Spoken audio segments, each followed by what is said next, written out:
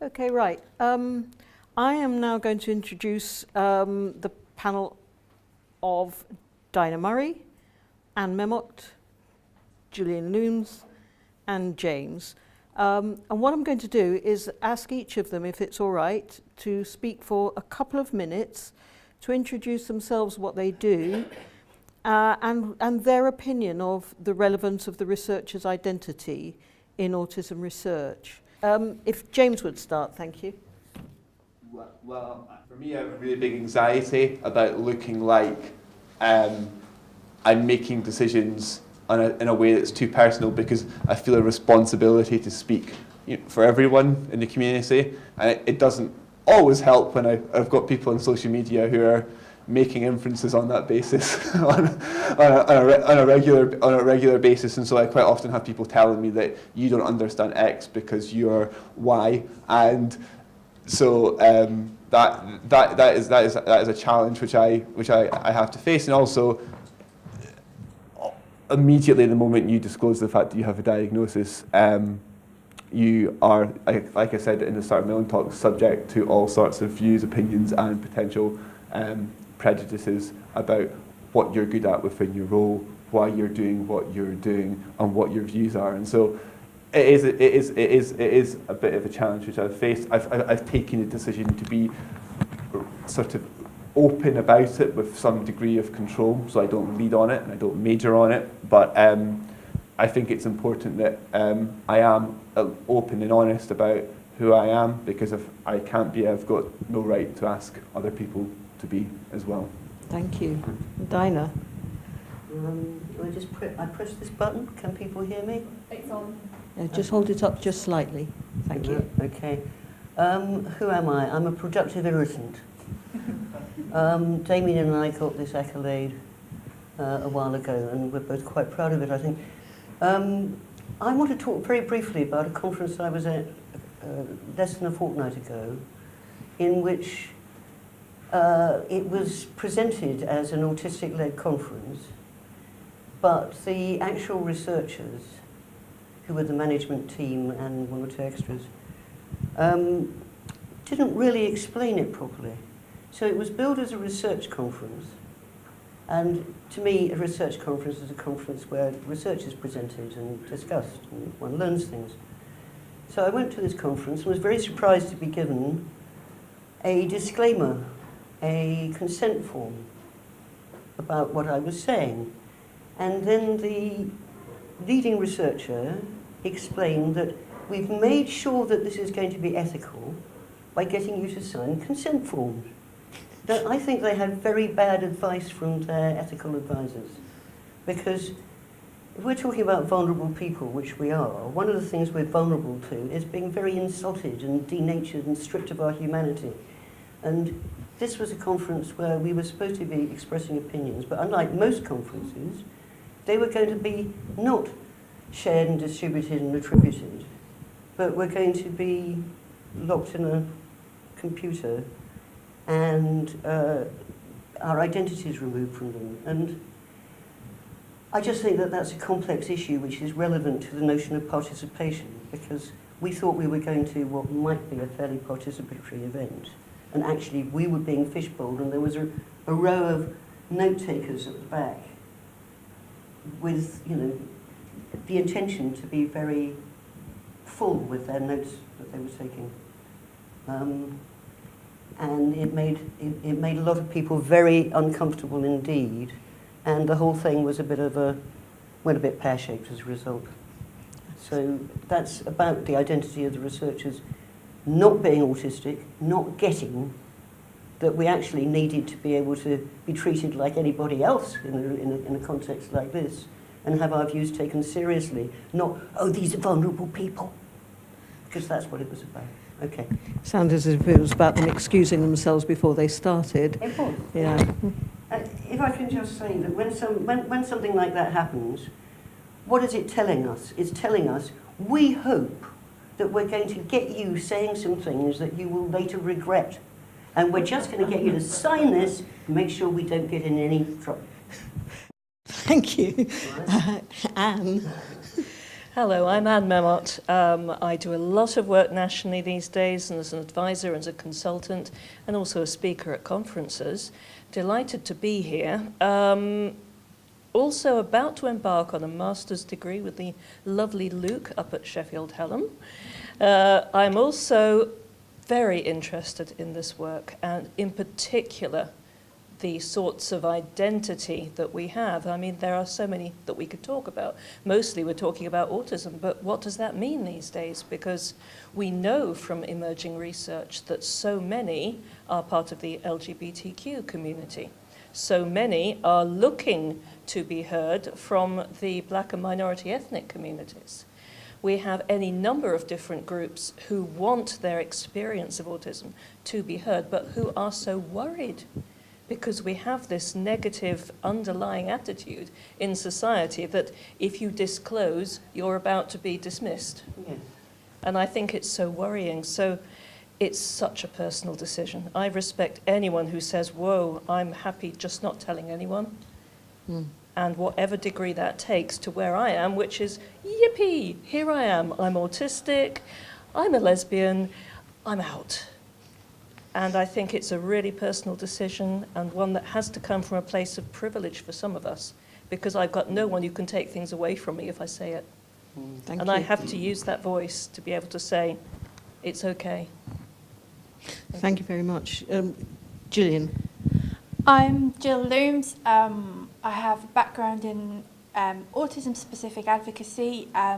10 years ago, I did my postgrad in autism studies at Birmingham University at ASA, where I'm now a teaching associate. I'm a convener of PARC, which I'm very excited about.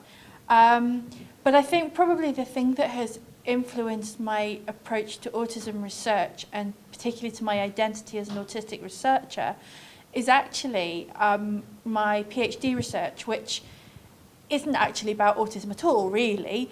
I do socio-legal research around the Mental Capacity Act. Started off in the sociology department and I'm currently in a law school. And that has really made me think about my identity as an autistic researcher in a couple of ways. I think probably the first way that I'd comment on is the idea of being autistic in an academic environment, which I have to say, when I started off, I felt very isolated, and I actually probably, in terms of my autistic pride, took a few steps back on the journey and started to actually feel quite as though my autism was a series of disabilities or deficits that I needed to overcome in order to be a good researcher. I was particularly concerned when I started doing things like semi-structured interviews that actually my communication style wouldn't be what was expected of a good researcher, in inverted commas. I actually started a Twitter hashtag called Autistics in Academia just over a year ago now, because I was feeling so isolated. And I think one of the things that's really come from that is my understanding of a need for community and togetherness among autistic researchers. So yeah, first thing I would say was the idea of autistic identity and how that makes us both can make us quite vulnerable and means that we have to perform a certain type of emotional labour as researchers. But actually, something that I'm quite excited about is how our identities as autistic can actually feed into research methodology more generally. So not just when we're researching autism, but for example, I'm an ethnographer. I'm really interested in ethnography. And I feel passionately that actually my autistic identity impacts on how I do ethnography. So I'd love to see in the future textbooks about autistic approaches to research methodology and things more broadly than just for autism research. Thank you. Yeah, social construct. Right, to kick things off, we've had some people sending in questions, and we want to include people in the Twitter sphere and Facebook and wherever they are. So I'm going to start off with rather a long-winded question that has been sent in by somebody who doesn't, I believe, want to be identified. The academic job market is precarious, and to stay in employment, early career researchers may not always have the privilege of being too selective about which jobs they take or who they work with. This may include working with PIs who do not value participatory research, or who work on controversial topics, for example, ABA therapy. So how likely are these scenarios to damage the researcher's perceived identity, and how might an early career researcher mitigate the damage such a situation could cause? Well, there's a nice light subject to start off with. Who'd like to start us off with that? It's quite a complex set of questions, actually. So basically, given a lack of choice, or a real focus, the need to work, it's about what are you prepared to do and how is it likely to affect you, do you think? Jill? So what comes to my mind immediately from that, it might not be very helpful. I don't know that it's too pragmatic, but one thing I've learned about myself, and I think that my autism is very relevant to this approach, is that I really can't compromise like that. So I've had sort of career advice, what I would consider to be neurotypical career advice in the past, about how one presents oneself, you know, and sort of, you know, how what one puts up with in order to be in employment. And my experience in the past, that actually that's made me quite ill. And at one critical point in my career, when I was leaving advocacy, I was actually ill and unemployed for a year.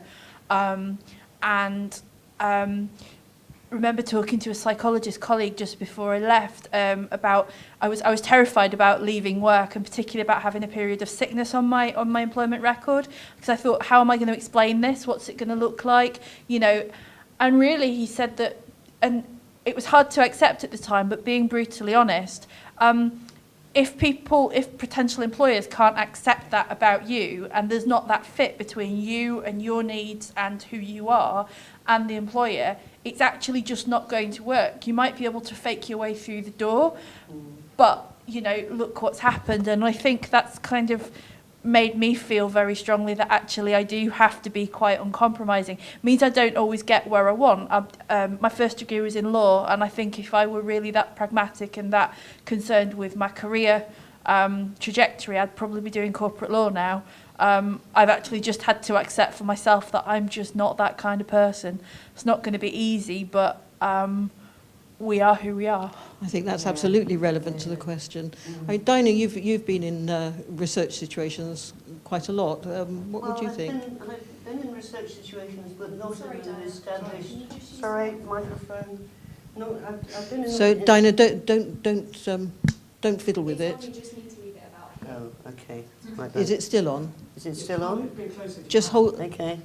The fact is that I haven't done very much research which has been associated with academic departments. I've done a lot of individual and personal research. Obviously, my PhD was in an academic department, but since then I've done things like research into the use of antipsychotics, which has been completely unfunded and independent. And I think I would find it extremely difficult to do the kind of compromise that Jill rightly turns down, and I think we all would, and that it would be damaging for people to do it. And you know, this person who asked the question, it's not really about the reputation that you get because of it. It's about how it will be for you to try and do research that you don't feel right about. Yeah, thank you. Does anyone else want to speak, or should we go on? I would probably just say that I think it is interesting, the idea of asking yourself why you're doing a research project, and it's probably something that a lot of researchers ask themselves, but possibly could ask themselves more often. I think there's an opportunity to make your own future and to think about what your priorities are. And I think if you have personal experience of the area, then making sure that what you do has an impact is possibly more likely to be important to you and influence your decision making within the context of your career. Thank you. Anne, shall I open it? Yeah, go on to the next Okay. Has anybody got a question from the floor? There's somebody at the back there. Can you just wait for the microphone? Thank you.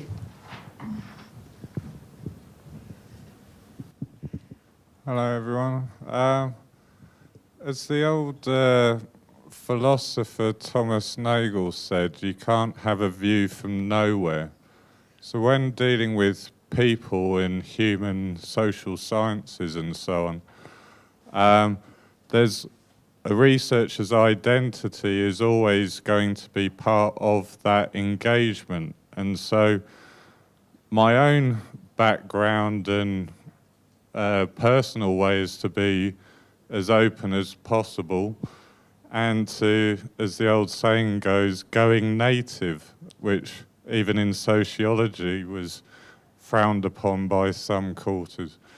This is a very different approach, of course, from a more sort of the scientific approach to social science, let alone biology and medical research and so on.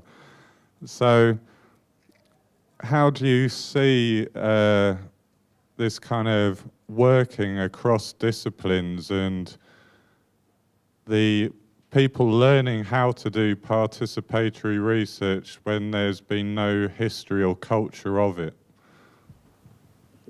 Because I'm sorry, but I couldn't process all the question there. So.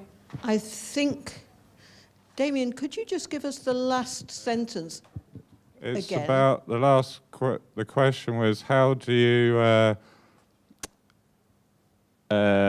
engage people in this ethos, in this way of thinking, which when there's been no traditional history of it, like in medical research of certain kinds. So participatory research basically is at its beginning with autism. In medical stuff, but in, say, sociological terms, they would say you can't be objective, there's no view from nowhere. So how do you work across disciplines, and also is another part of that question. Okay, Jill. One of the things that I found is that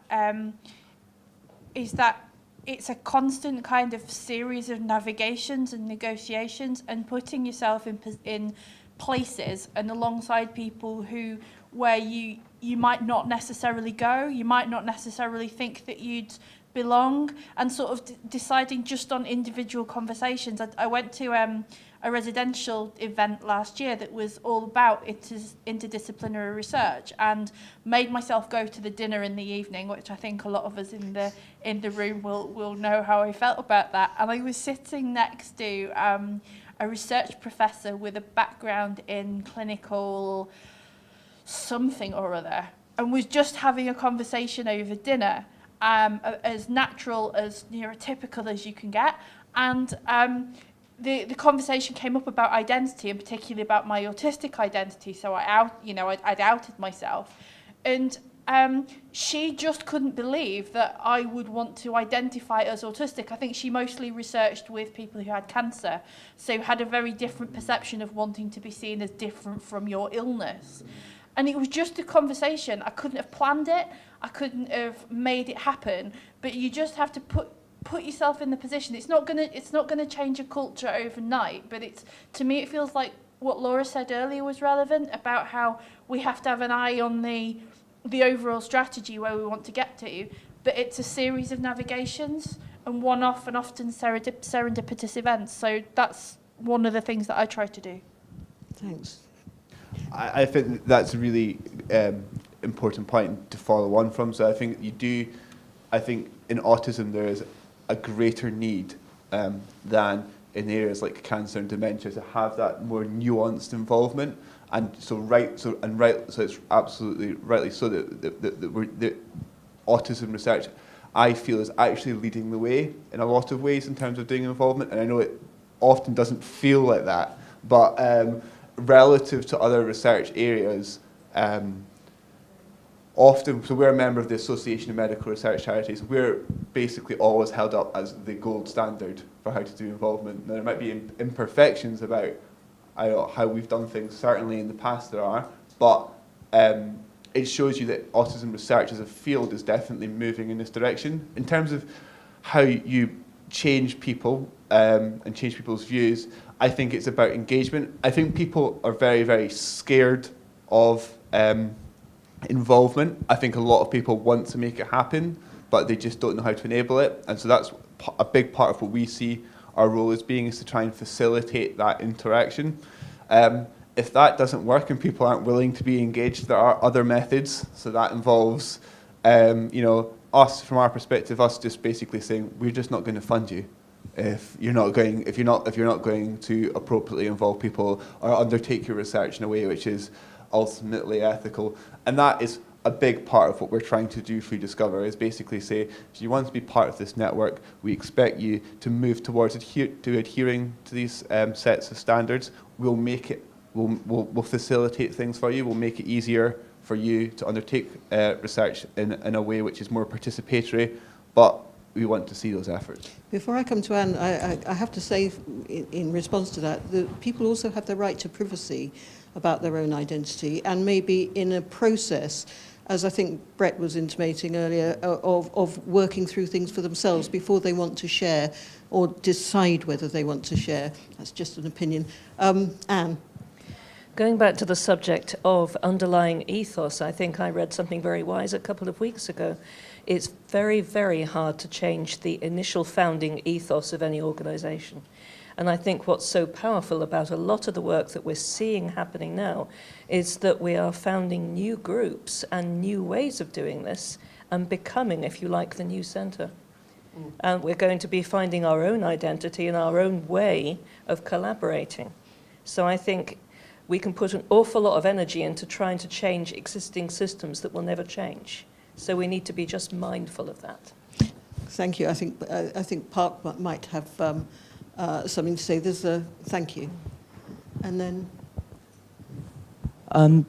So this is something which I've been thinking about for... Sorry, it's my laptop. I've been thinking about for a fair while now, is I'm going to be starting my PhD in September, and you know, I'm an autistic researcher, and I find what's scary on my side is that how does one navigate one's own autistic identity within research when there are very big research figures, for example, Simon Cohen, who are often on editorial boards, who can be quite damaging to autism research, and when the autistic-driven voice is seemingly undervalued and understated, and you know, and the importance is given to these other researchers, how do we navigate that as autistic researchers in our own fields? That's a really good question. Sorry, Jill? I don't want to go first again if anyone else wants to. No, go on. Sorry. I'd just say find your allies. I'd say you have to. Whether that be on Twitter or wherever, find people around you who are of a similar mind. And it might not actually be that your allies are autistic researchers, funnily enough. It might not be that they're actually in the field of autism. Find people who share your values rather than necessarily your label or your subject interest. Thank you. Anybody else want to comment on that one? Anne?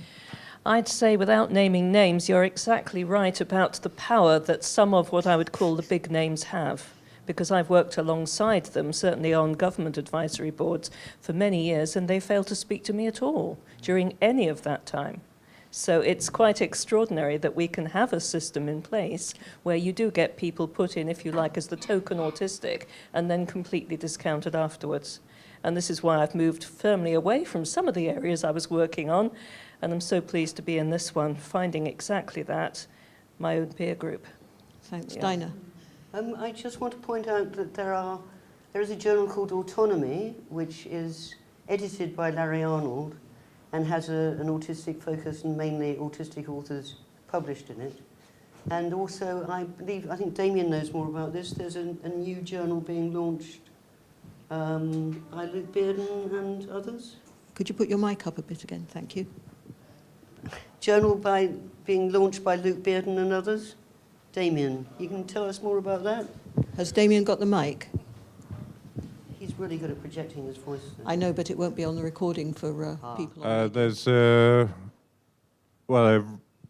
journal getting re-established. There was being set up by Luke Bearden some years ago, but it's the project's kind of being started up again. But I think the chief editor's going to be Mitzi Waltz now. Okay. It'll be Autism Policy and Practice, and it's kind of mixture of autistic and non-autistic researchers on it. I believe there's also a new journal coming out in America, I think, an international one with Christina Nicolaides and others involved, because they asked me to be a reviewer for them. So there is these journals opening up. One of the problems is with new journals, open access, grassroots kind of platforms, is that established researchers generally aren't going to publish in them because of their ref and how they're audited for their so-called impact. So getting an article into the Autism Journal will be seen as their priority, not getting an article into Autonomy. So that shows you, though, what their real value is their own careers more than us, if you could suggest. So. And I do a lot. So. There's lots of arguments for open access, I think, there, because sometimes that, if we really grow that area, don't people think that that might help raise the profile of autistic researchers and other publications? Can I just say, it should do, and in principle, I think open access is wonderful, and it should all be open access. But what's been happening in the open access academic marketplace is that many of the journals which are open access require the people who are published in them to give them a lot of money first. Because otherwise they're not getting money at the other end, because it's a big problem then. Yeah. So it's not as simple as it ought to be. Okay, Laura? I've had a question that's come in off Twitter. It's from an autistic academic who's not openly autistic. And what they've asked, it's directed really towards James, but your grants for autistic researchers, what will be the policy around if you don't openly disclose your diagnosis? Would they be eligible for applying for those kind of grants? Well, that's a challenge of effectively the words. I mean, I guess that's an interesting question. I guess there's going to be an element of the fact that they're going to have to disclose the fact they have a diagnosis to apply for the grant, unfortunately. Diagnosis or identification? Identification, yeah. So they would have to disclose that. It raises an interesting question, because I think it does highlight an imperfection with the process, but I would be open to suggestions of how we would do that in an alternative way. People might disclose to you privately, but if you give one of those grants to a person, then they are exposed as, it outs them. Yeah. So it's that's one for you to take away ethically, isn't it? So, are there any more? Yes. So relating back to identity and how it relates to research, so for the scientific method, because of like replication and things like that, I know that there might be a slight kind of break between how an autistic brain might interpret results, especially for qualitative data, and how a neurotypical brain does, and how that's kind of difficult to package as objective data because you've got the autistic perspective, but then that's like kind of, I guess, seen as a negative in the eyes of scientific method, but you've got the kind of, an autistic would do the method differently, so it's just like, it's very difficult to compartmentalize how the identity fits into research, I guess, for me personally. I find that really interesting when I'm asked to comment on stories, because they probably do come to it first with we found this difference, and therefore the negative must lie in the autistic group.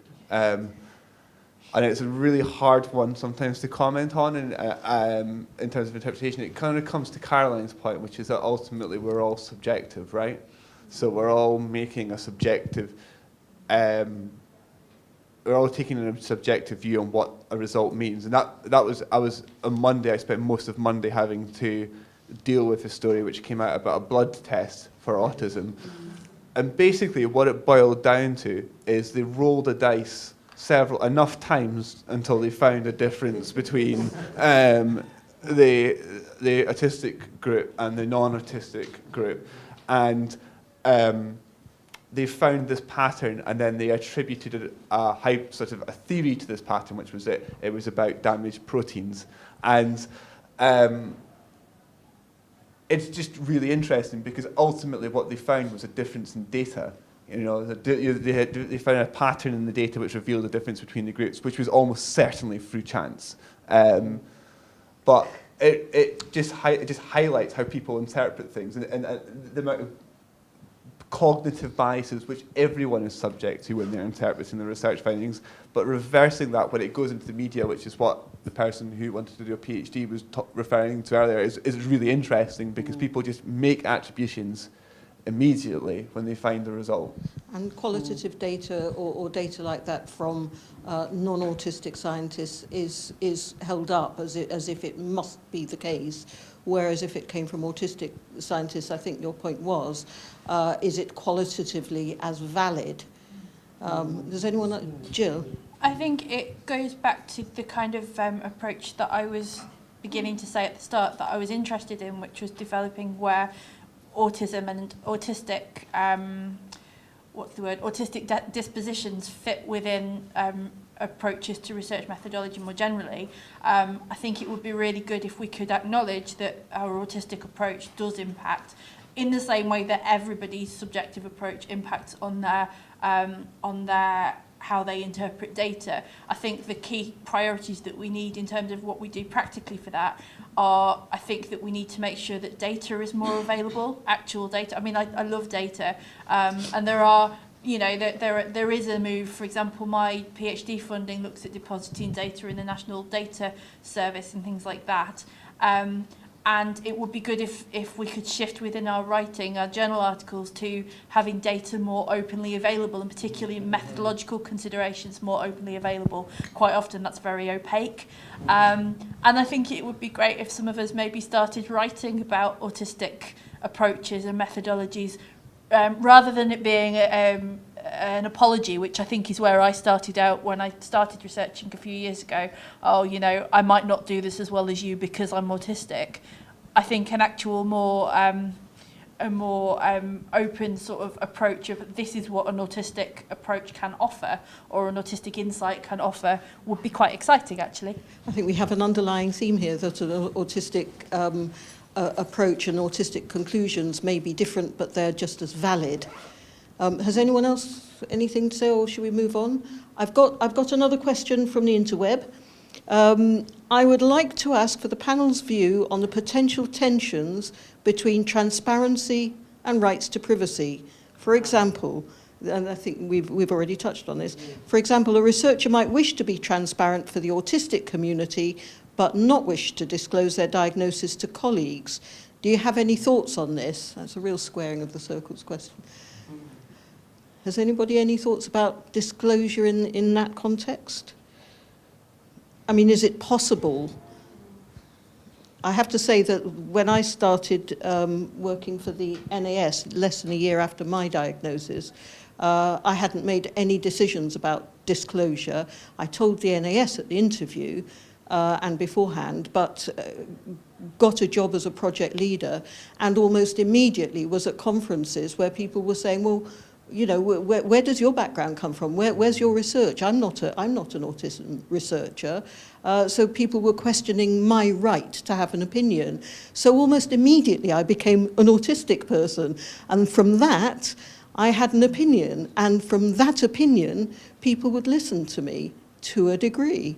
But it still meant that in order to speak as an autistic person, I had to be out as an autistic person. Jill? So my first thought is that obviously it's a personal choice when you come out with any identity, and particularly when those identities are marginalised and stigmatised. It's a personal choice, and it's a series of ongoing navigations. There's enough literature about coming out, particularly in an LGBT context, that says that it's not a one-off event, and it's often not a big disclosure. It's a series of negotiations. And I think from a practical point of view, that means that particularly non-autistic or non-disabled colleagues, when working with people who might be out in a particular environment, need to know that they need to be aware that that person might not want to be out in every context. I've had colleagues actually out me in emails and things when I might not have chosen that. But I think one thing that I would like to say that might not be as popular in some places, but I'm quite a structural thinker, and my view is that obviously I respect people's right to be out or not out as autistic or as any identity, and I'd like to think that I listen to people's opinions for what they are. But I would say that in making the decision to come out with a stigmatized identity, that brings a series of compromises and it brings a series of challenges. So, for example, thinking about the funding for a diagnosed autistic person or an identified autistic person, we have to negotiate the fact that there will be a whole range of things in the world that we might not get the same chance of access to because we're autistic. We have to kind of put up with that, if you like, but we might get access to certain things that are actually for autistic people. So you kind of actually have to take the rough with the smooth. It's always a personal decision to disclose or not, but then you have to deal with the structural that goes along with that, I think. Thanks. I'll make an unashamed plug for Dinah's book, Coming Out ASB, isn't it? Well, coming out Asperger's, I wanted it to be coming out autistic, but Jessica Kingsley said it wouldn't sell so many copies. Do people hear that? But yeah, coming out Asperger's, because for anybody who really does want to look at some of the arguments, it's actually a very, very good read. We've got time for one more question, if that's okay. Anybody? Okay, Caroline. Well, I'm sorry, this is a bit of a cheat because I'm just going to respond to the last thing. Because, well, there's a couple of assumptions that appear to have been made that I can't quite get. One is that there is an autistic way of looking at things, which to me, there absolutely isn't. Like, the point of autism is that we're very different. So two autistic people are likely to look at it in maybe completely opposite ways. There's more likely to be actually a neurotypical way of looking at things. Meaning of typical, you mean? Yeah, exactly. Yeah. So basically, you know, we're atypical. And the idea, again, that somehow there's some objectivity out here that we miss is incorrect. But the other thing about identity, to me, is it's like we don't have a choice. It's like people are seeming to aim for some idea of fairness that doesn't actually exist. And so to me, it may not be fair, but one's identity is going to impact on one's relationships with people. And if you're not prepared to think about your own identity, then I don't see how you can be having authentic relationships with people and researching those people. So the idea is they disclose about themselves and I don't disclose about myself. I absolutely agree that people have a right to privacy and I would never want to out somebody else, but I do think it's actually quite a damaging thing when people hide their identity because it's never completely hidden. So you're giving mixed messages which are going to impact on the way that people are going to respond to you. So it's like you actually don't have you might have a choice not to come out, but you don't have a choice for your identity to be completely invisible. That would be my point. James? I was just going to say, I think your first point is a really key challenge for us as someone who effectively has to come up with a plan which as effectively as possible speaks for everyone. And I think that there is potentially at times a sense that there is an autistic view on what people want from research, and we don't find that to be the case. And so sometimes it can come across, I feel like we're not listening to people when our decisions have been entirely based on listening to people. It's just that the views are very strong and fiercely contested. And so it is a real challenge, and I think it's something which we, within this discussion around participatory research, we haven't acknowledged enough, is that actually there are a lot of different views out there, and coming up with like, what do we do next is really hard. It's not like there's a perfect, oh, that's what everyone wants. And you've obviously made it clear earlier on that this has possibly had an impact on what you choose to do. Have you anything to say to that? I've had quite a bit of say in what happens if you start disclosing unexpected things to people, yes. I think I've been to every organisation in the UK who reacts badly to that and found out what they do. But I've also seen an opposite, which I think goes slightly to the point of how some hide autism effectively, because there was one particular organisation, again I won't name names now, they wanted a book written. They came to me and I said, well, I can write the book for you, it's about autism, luckily I'm autistic, you know, I have a little bit of expertise in this, shall we say, and they went, oh no, we can't have an actually autistic person writing this, so they went to someone else to write the book. Luckily, they picked someone who was also autistic, but not out as autistic, and they wrote a fantastic book for them. And now they've got a problem because their whole attitude was, whoa, no, we can't possibly have an autistic person writing it.